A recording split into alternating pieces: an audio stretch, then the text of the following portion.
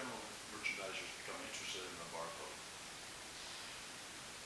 barcode? General merchandisers for years had been struggling with a way to have a common coding system. By that I meant a common mechanical, not necessarily a universal code. And they'd been struggling with Kimball tickets and with VCR and OCR, and it was been going on for years. And it was one of these, if I could say it, it was my format is better than your format because my company's bigger than yours. So there. And that kind of contest, leaking on each other's shoes, had been going on for years with no progress literally being made. How it came about is one of the, I think it's one of these, there's strokes of luck and strokes of genius or whatever that causes moments and movements to happen. And this was a movement. And the event was created by one of the most amazing men I ever met in my life, Roger Milliken, owner of Milliken Industries, huge in the textile industry, privately owned. He and his brother owned this humongous company. But this is the most unique individual of all, and I run into a lot of them in my career, of unique visionaries. And this man had energy. He was, at the time I met him, he was probably about 80, but he could outthink and outduel anybody in their 50s, 40s. An amazing man. And how it came about is, as Milliken, as a manufacturing company, was very interested in technology, was a terrific user of IBM equipment, a lot of plant automation and so forth. They asked IBM to put Buck Rogers on their board. Buck, at the time, was, background for those of us long-time IBMers, was the most beloved marketeer. And IBM was president of our data processing division and then corporate VP of marketing overall. But he was on their board. And the board, one of the board meetings, Roger was waxing eloquently, I guess, about how tough it is, the competitive environment for American apparel industry, textile industry, to compete with overseas. And that this was just going to be a terrible thing that they had to do something about.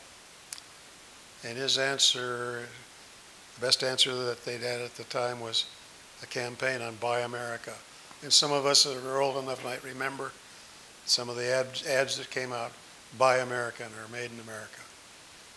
And that was largely financed by Roger and a group of his fellow CEOs from the industry, that they were going to raise, we consumers, raise our consciousness level, and we were going to buy American and make sure that it wasn't built in China or made in India or whatever.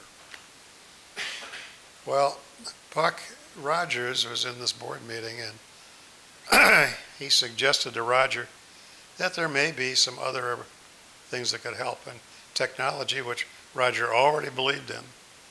Believe it or not, technology could help. And Buck referenced, look what the grocery industry did. And he told Roger, he says, by the way, we have a group of people that are specialists in the retail industry and the apparel industry. And they work for a guy by the name of Bill Jones, who's vice president of retail industry.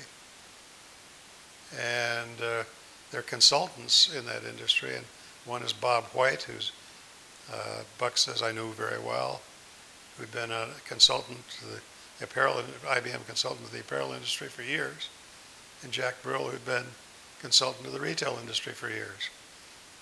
So Buck says, contact Bill Jones, or I'll contact him. Roger says, I'll contact him, thank you very much. And I'm sure I had a phone call within 30 minutes. And Roger invited me to come to New York and to bring these industry consultants that Buck had talked about with him. So I got a hold of Bob White and Jack Brill. And for those of you who recall the grocery side of this, they had a counterpart that was very involved in the 60s on, Ed Eigler was their counterpart, and knew the grocery industry, knew the executives, knew the various association and committees.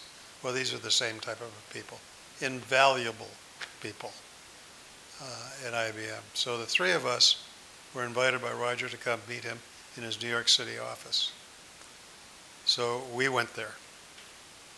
And we talked a little bit about the background of what the UPC had, how it had come about in grocery, why it had come about, how it had come about.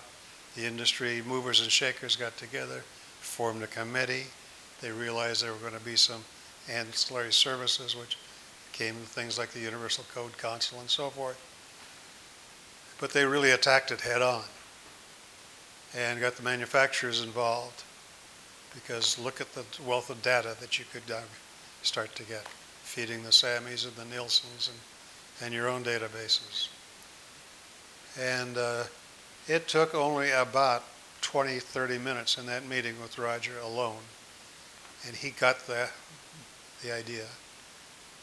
And he said, "Can you stick around for a little while?" And I said, "Yes." He says, "I have a group of men in the next room, in my conference room, that I would like to hear this story." And we walk in, and it's his Buy in America console. It's about 4 or 5 CEOs from apparel and textile industry. And they had been mulling over and promoting this. And Roger says, "I'd like you to hear what IBM has to say." And we went through it. Well, things speeded up immensely. And this guy, Roger Milliken, God bless his soul, he passed away about 2 years ago in his 90s. But what a mind right up to the end. I was communicating with him. Within a matter of weeks, Roger had called and gotten together it was about 75 CEOs of all the major retailers, apparel manufacturers, textile manufacturers, and arranged a meeting. Now, I don't know anybody else in the world that could have gotten those 75 people to change their calendars, but he has the force and the credibility to do so. We wind up in this auditorium. I can't remember physically where the meeting was held. And it was, some of the firms got nervous about how the Fed's going to look at this. If we got collusion going on here, and so corporate attorneys got involved. Can we really have these people together? Well, it was decided that, okay, the risk was minimal. The subject matter was not going to be anything collusion, but there was nervousness. Roger kicked off the meeting and just talked about the dire straits of American industry, and some of the grocery industry has moved ahead in gathering this data, and he went through and described a litany of the issues that they all face, the retailers, the manufacturers, apparel manufacturers, so forth. And wouldn't it be great if we could get our act together, and instead of making this such a push system, which says plants build all your inventory a season, months ahead, and convince the buyers to buy 6 months in advance on a season and push all that inventory out there. Wouldn't it be great if we could have a pull system? If we could understand what the consumer really wants, and then manufacture and distribute accordingly. Everybody wins in that scenario. And went on and on. Not on and on. Roger makes his point quickly. But his point is to our mutual benefit. And So then some in the audience started to say, well, yeah, but how do we do that? And honestly, this was not staged. I was in the audience, sitting a couple rows back. Roger points over to me and he says, IBM, what should we do? In which I've never got an introduction like that. But I stood up and I gave a thumbnail sketch of what had happened some 10, 15 years earlier to what had become, what was a sleepy industry that became very progressive, called the food business, and how they got together and how they resolved their problems, how Coca-Cola could put the UPC on an oddly shaped, and yes, it could be scanned, and all of those problems that went on with packaging, with the manufacturers, and we go through this, but the benefits that can come from it. And I mentioned that, but then as to how to go about it, and I said, I think there's a gentleman here who's lived through that, and that was Tom Wilson, who had been very involved with McKinsey and Company, with the grocery industry, in the adoption of it, and he's the formation of the work groups and action committees and so forth, policy making bodies that needed to be done. And I said, you have a roadmap, you have a man that built that road, participated in building that roadmap. And Tom spoke to the group. And Roger then, in an amazing, asked various CEOs out of the audience to come up on stage with him and to recite the great advantages would be their companies if they did this. I remember Phil Hawley from Carter Hawley Hale getting up there. He wasn't sure why the hell he brought him up on the stage, but he recited, and he'd been given by his staff, background in terms of this. But and then the gentleman who was head, they owned Wrangler and a few others. Oh my goodness, sorry, I've forgotten your name. Marvelous man that I'd gotten to know. He had come up and he had to testify in terms of the manufacturers. But Roger just created the energy force.